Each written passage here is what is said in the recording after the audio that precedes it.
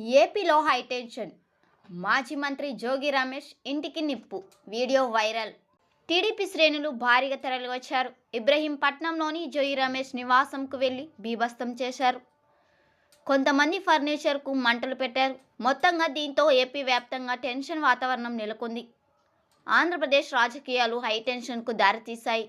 ఇప్పటికే ఒకవైపు మాజీ మంత్రి అంబటి రాంబాబు సీఎం చంద్రబాబు నాయుడుపై చేసిన అనుచిత వ్యాఖ్యలపై ఏపీలో దుమారం చెలరేగిన విషయం తెలిసిందే.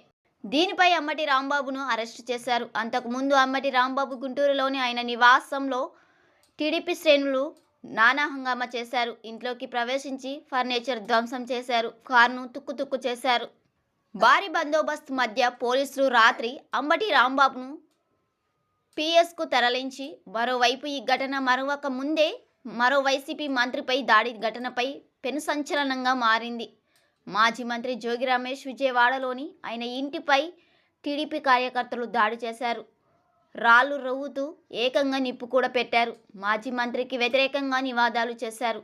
ఆ సమయంలో ఆయన ఇంట్లో లేకపోవడంతో పెద్ద ప్రమాదం తప్పింది.